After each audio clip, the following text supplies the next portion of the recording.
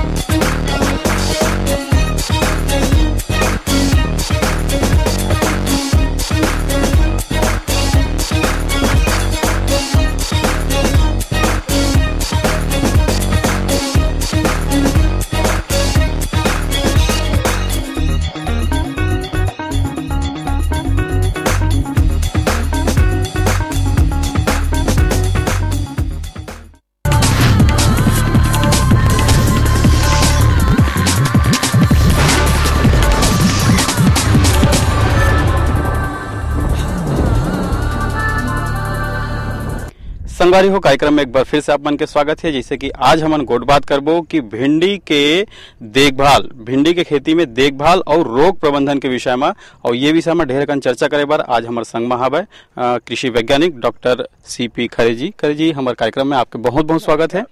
और हमारे संगवारी मन के डाल ये जाना चाहबो कि ये जो भिंडी होते डॉक्टर साहब, ये भिंडी के कितना महत्व है, का महत्व है हमारे किसान भाई मल्ला बताओ जी। देखिए भिंडी हमारे छत्तीसगढ़ में तो बहुत ही प्रमुख सब्जी के रूप में उगाई जाती है। इसके अतिरिक्त पूरे देश में भी भिंडी का लगभग चौथा पांचवा स्थान है सब्जियों की लोकप्रियता के मामले में। भिंडी की सब्जी का उपयोग किया जाता है, परंतु सब्जी के अतिरिक्त बहुत से और इसके उपयोग हैं। जैसे भिंडी की जड़ को किसान भाई गुड़ बनाने के समय इस्तेमाल करते हैं, सफाई के लिए काम में लाते हैं। भिंडी के बीज में तेल की एवं प्रोटीन की मात्रा अधिक होती है, तो तेल के रूप में भी कहीं कहीं इसका उपयोग होता है किन्हीं किन्हीं देशों में। इसके अतिरिक्त प्रोटीन जो भिंडी में बीज में रहता है उसका उपयोग जानवरों को खिलाने के रूप में होता है, खासकर दुधारू पशुओं के रूप में, जिससे दूध की मात्रा बढ़ती है। भिंडी की जो पौधा है पूरा, उस पूरे पौधे के कहीं ना कहीं कोई ना कोई भाग उपयोग में आते हैं। साथ ही जूट की तरह इसके तने का उपयोग फाइबर बनाने के लिए भी किया जाता है, परंतु हम लोग भिंडी का उपयोग सब्जी के रूप में करते हैं और इसके जो कच्चे हरे फल हैं उन की सब्जियां बनाई जाती हैं। छत्तीसगढ़ अंचल में खट्टी सब्जी भी बनाई जाती है और बड़े चाव से लोग इसको खाते हैं। हमारे जो भिंडी के फसल है वो अपन कहाँ तक अपन सफलता पूर्वक हमारे किसान भाई मन आधुनिक ढंग से उगा सकते हैं? देखिए भिंडी के लगाने की जो प्रक्रिया है उसमें अगर हम वैसे बात करें तो भिंडी बहुधा 2 मौसम में लगाई जाती है। खरीफ के मौसम में लगाई जाती है और गर्मियों के मौसम में लगाई जाती है, जिसको जायद का मौसम कहते हैं।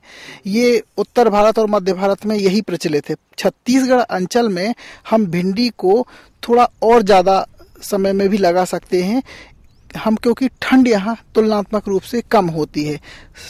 क्योंकि अगर हम दक्षिणी भारत की बात करें तो दक्षिण भारत में भिंडी लगभग वो वर्ष भर लगाते हैं और वर्ष भर लगाई जाती है। हमारे यहाँ जो खरीफ वाली भिंडी है वो हम जून से लेकर के जुलाई महीने में लगाते हैं और जून जुलाई महीने में लगाने वाली जो फसल है उस फसल से हम अगस्त और सितंबर महीने में भरपूर उत्पादन प्राप्त करते हैं। भिंडी की खेती पर शुरुआत कैसे करें एला आप हमारे किसान भाई मतलब बताते हैं। देखिए, भिंडी जिन किसान भाइयों को लगाना है उनके खेत की तैयारी अच्छी होनी चाहिए और अगर हम वर्षा ऋतु वाली भिंडी लगाते हैं तो इस बात का ध्यान रखें, चूंकि हमारे यहाँ पानी ज्यादा गिरता है तो पानी समतल खेत अगर है तो अच्छा है, साथ ही जल निकास की नालियां बनाई जाएं। जल निकास की नाली के अलावा भिंडी जो हम लगाएं वो हम फरो बना के लगाएं, उसमें भिंडी लगाएं। भिंडी लगाने के लिए जो प्रक्रिया अपनाते हैं वो बीज की हम एक निश्चित दूरी पर बुआई करते हैं। वैसे तो सामान्य तौर पर वर्षा ऋतु में जब हम भिंडी लगाते हैं तो 60 सेंटीमीटर एक लाइन से दूसरे लाइन की दूरी रखते हैं और लगभग 30 सेंटीमीटर एक बीज से दूसरे बीज की दूरी रखते हैं। परंतु जब हम इसी भिंडी को गर्मी की ऋतु में लगाते हैं तो ये दूरी कम हो जाती है। 45 सेंटीमीटर की जो दूरी है वो रहती है हमारी पौधे की और लाइन से लाइन की, और 30 सेंटीमीटर पौधे से पौधे की दूरी रहती है।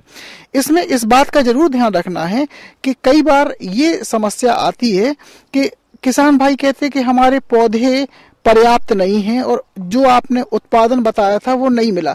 हम मोटे तौर पर मानते हैं कि यदि आप वैज्ञानिक तरीके से इस तरह से लगाते हैं तो गर्मियों में 1 हेक्टेयर में लगभग 75,000 पौधे आते हैं, जबकि जो हमारी खरीफ ऋतु वाली भिंडी रहती है उसमें 55 से 60,000 के आसपास पौधे।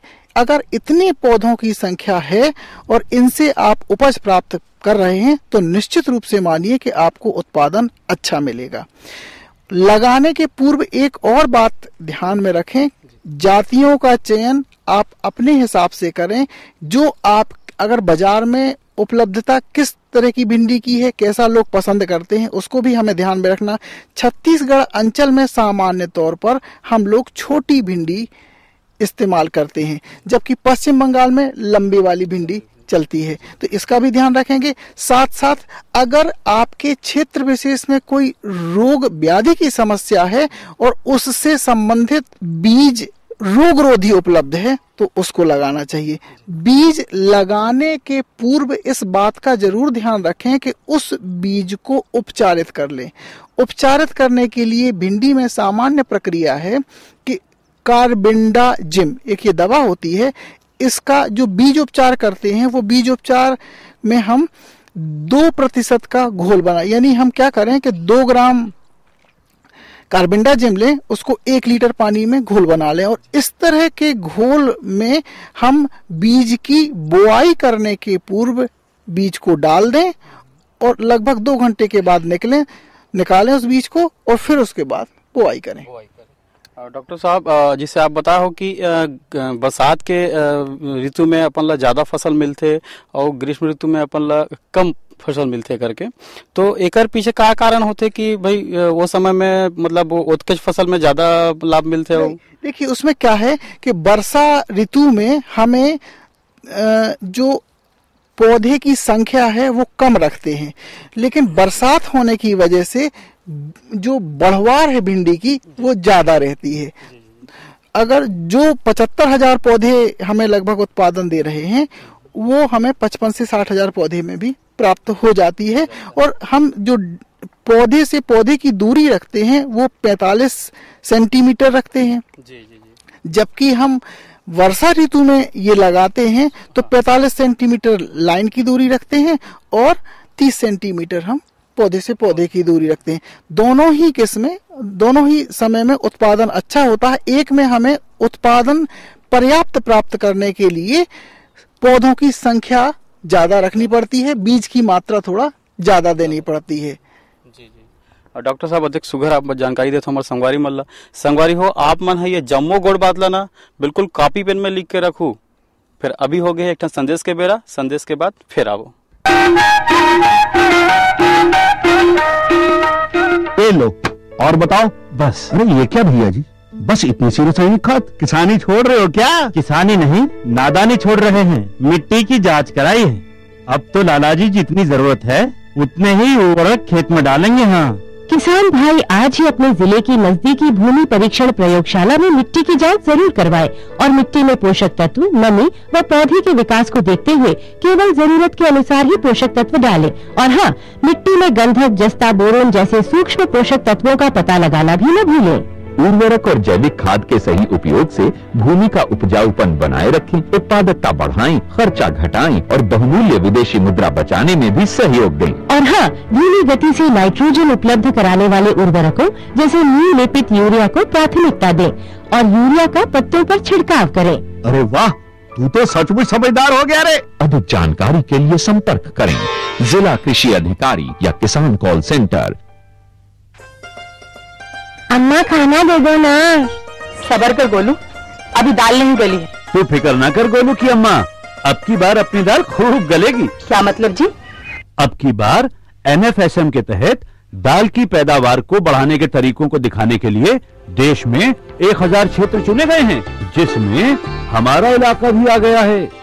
पर इससे हमें क्या फायदा? हमें 5 एकड़ खेती के लिए खाद और कीटनाशक के अलावा बढ़िया बीजों की एक मिनी किट भी मिलेगी। इतनी दाल का करेंगे क्या जी? अरे भगवान, सरकार ने दलहन का समर्थन मूल्य भी खूब बढ़ा दिया है और इनकी खरीद का भी पूरा इंतजाम कर लिया है। इससे आमदनी बढ़ेगी और फिर हमारा गोलू अच्छे स्कूल में जाकर के कृषि वैज्ञानिक बनेगा। हाँ, क्या करूं? हाँ, मैं ऐसे ही करूंगा। हाँ, अच्छा, मैं जा रहा हूँ। अच्छा, जी जी जी, हाँ जी जी जी। किससे बात कर रहे थे इतना हंस कर? किसान कॉल सेंटर विशेषज्ञ से खेती के बारे में सलाह ले रहा था। सुबह भी, रात को भी? किसान कॉल सेंटर सुबह 6 बजे से रात को 10 बजे तक खुलता है। रविवार को भी? हाँ भाई, साल के 365 दिन खुलता है। और इतना फोन का बिल कौन भरेगा? अरे, किसान कॉल सेंटर की सेवा मुफ्त है। पर तुम ये सब क्यों पूछ रही हो? मैं तो कुछ और ही समझी थी। किसान भाई कृषि संबंधी समस्याओं का अपनी भाषा में तुरंत समाधान पाने के लिए पूरे भारत में किसी भी फोन से राष्ट्रीय हेल्पलाइन नंबर 1800-1801-551 पर संपर्क करें। किसानों का दोस्त किसान कॉल सेंटर। गांव और शहर शहर में बात चली, राष्ट्रीय बागवानी मिशन की लहर चली। आसान हुआ अब फल फूल मसाले उगाना, नर्सरी लगाना और जैविक खेती अपनाना। अब हुआ तकनीकी प्रशिक्षण पाना आसान, विपणन के लिए भी है सहायता के प्रावधान। अधिक जानकारी के लिए जिला बागवानी अधिकारी या राज्य बागवानी निदेशक से संपर्क करें। राष्ट्रीय बागवानी मिशन, जीवन संवारे, खुशियाँ फैलाए। तो संगवारियों, संदेश के बाद एक बार फिर से आप मन के स्वागत है हमारे कार्यक्रम में। और जैसे कि आज हम चर्चा करते हैं, चर्चा आगे बढ़ाते हुए जानना चाहबो कि ये डॉक्टर साहब, ये भिंडी में अपन जब रोग के बात करते हैं तो रोग भिंडी में मत लगे और ज्यादा से ज्यादा उत्पादन मिले, एक बार जरूरी है कि ओकर रोकथाम करे जाए। जैसे कि हम देखा था डॉक्टर साहब मेरे की ये भिंडी के पत्ती में पीलापन, बिल्कुल धारी धारी पीलापन हवे, तो ये कैसन ढंग के रोग हरे? और एक बाजू में एतियऊ हवे जेमा पत्ता मन कट कट गए, छेदा छेदा हो गए, तो ये विषय हमारे संगवारी मल्ला जानकारी देते हैं। जी देखिए, भिंडी जब हम लगाते हैं तो हम सबसे पहले बात ये कहते हैं कि लगाने के पूर्व आप बीजोपचार करके बोएं। बीजोपचार करके यदि आपने भिंडी की बुआई की है तो भिंडी में सबसे पहले जो समस्या आती है वो आती है पौधों का छोटी अवस्था में मरना, जिसको आर्द्रपतन रोग कहते हैं। आप भिंडी की बुआई कर देंगे, बुआई करने के बाद आप देखेंगे कि आपके खेत में कुछ कुछ बीच बीच में पौधे मरे हुए हैं या अंकुरण अच्छे से नहीं निकल पाता। ये आर्द्रपतन नामक बीमारी है। ये इससे बचाव के लिए हम ये कहते हैं कि आप बीज को हमेशा उपचारित करके बोएं। दूसरी, जो पत्तियां पीली पड़ना है, धारियां बन जाना है, यह भिंडी का एक बहुत ही घातक रोग है जिसको पीत सिरा मोजेक नामक रोग कहते हैं। इस रोग में पत्तियों का पीलापन हो जाना, पौधे का छोटा हो जाना, पत्तियों का सिकुड़ जाना, आकार खराब हो जाना।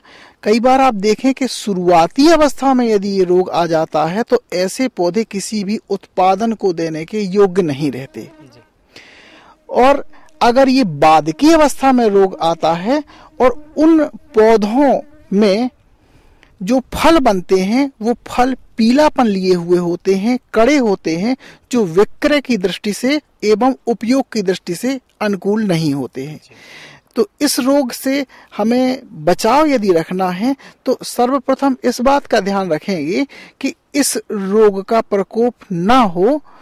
अगर 1 या 2 पौधे आपके खेत में हैं तो शुरुआत में ही आप इन पौधों को उखाड़ के नष्ट कर दें, ताकि इस रोग का फैलाव जो रोगी पौधे से स्वस्थ पौधे में होना था वो हम बच जाएं।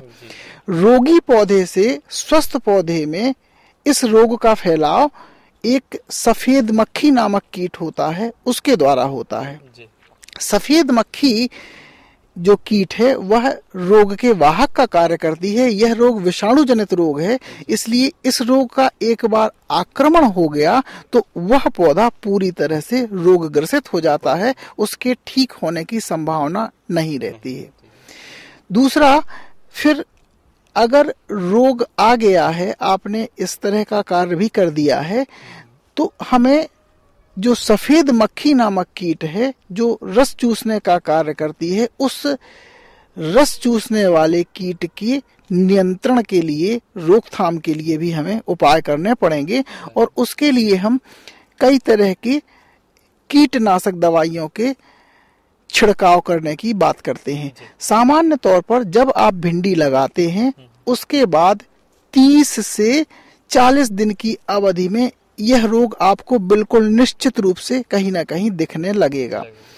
तो ऐसी अवस्था में शुरुआत में तो आप पौधे को निकाल दें और उसके पहले 30 दिन की अवस्था से इमीडाक्लोप्रिड एक कीटनाशी है, इसका इस्तेमाल कर सकते हैं। ये बाजार में विभिन्न नामों से, विभिन्न व्यावसायिक नामों से मिलता है।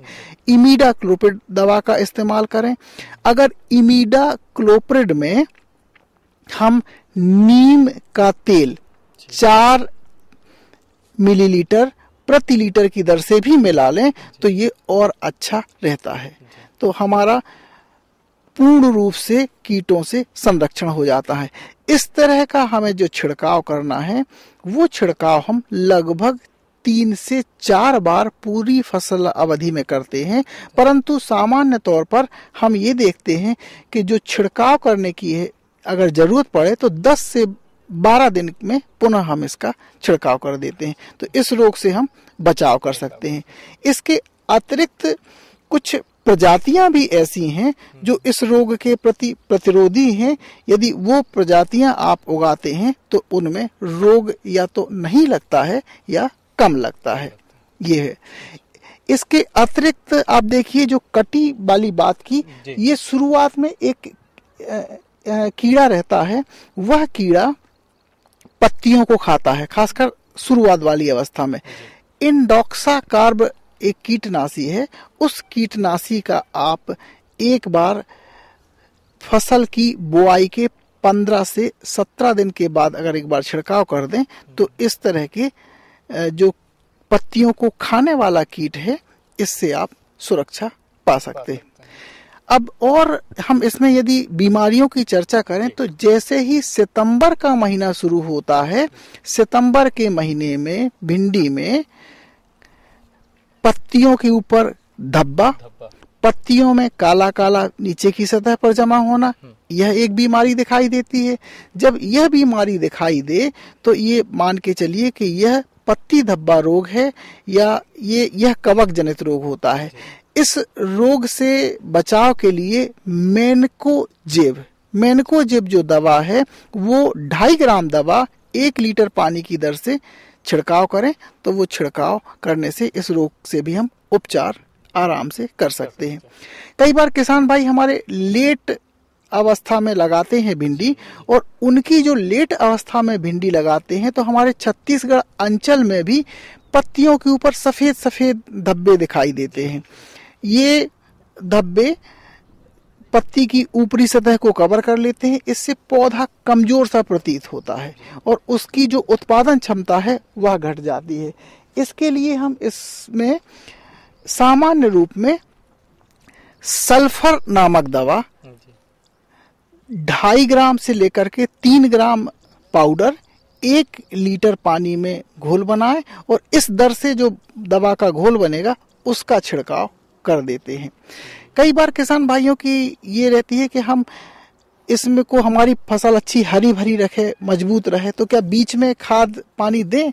तो उसमें ये हमारी अनुशंसा है कि 1 से 2 बार आप यूरिया का छिड़काव कर सकते हैं, जिसको पर्णी छिड़काव कहते हैं।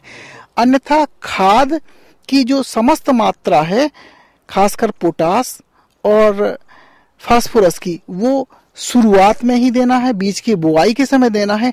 नत्रजन की जो मात्रा है वो आधी मात्रा तो हम शुरुआत में देते हैं और आधी मात्रा बीज की फसल अवधि में देते हैं। तो आपकी फसल भरपूर उत्पादन देगी, स्वस्थ रहेगी और आपको अच्छे उन्नत फल प्राप्त होंगे। डॉक्टर साहब कतेक सुगर ढंग ले आप जानकारी दे हमर किसान भाई मन ला, एक बार आप ला बहुत बहुत धन्यवाद।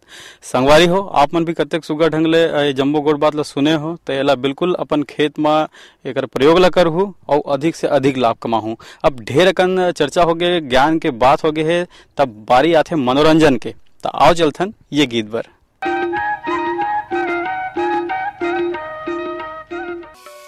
सुना ले बेदाई और सुना ले वो भगवान माता तुलसी के वरदान पाए हो। हाँ, आज माता कर जाना है। चालक हो वह बेटा मोरे गोपी चांदाए वो साछन के सखंडा 14 खड़ कोपरी में। हाँ, पहुंचा था वह बेटा गोपी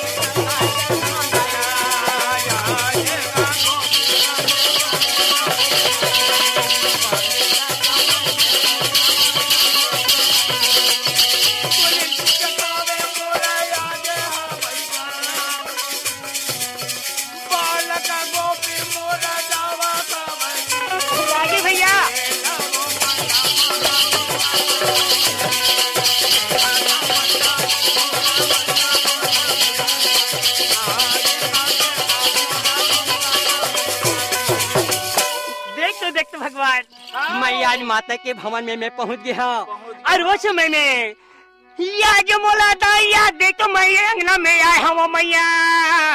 अरे आज एक साधु महात्मा तो अंगना में आए हवन दाई। हाँ, जेकर आवाज लागे का सुनो भैया।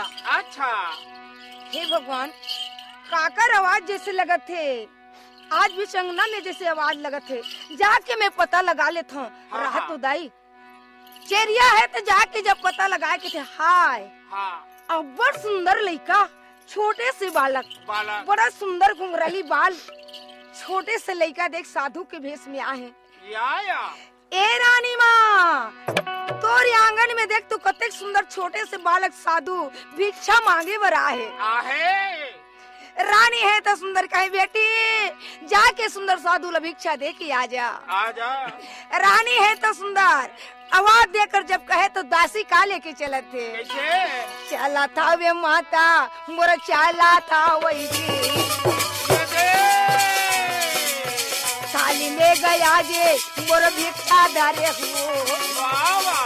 ये चला था वही चला था वही।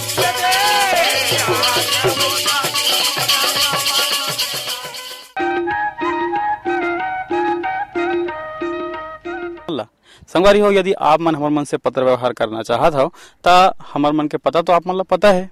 कार्यक्रम कृषि दर्शन द्वारा उप महानिदेशक दूरदर्शन केंद्र शंकर नगर रायपुर छत्तीसगढ़ 492007।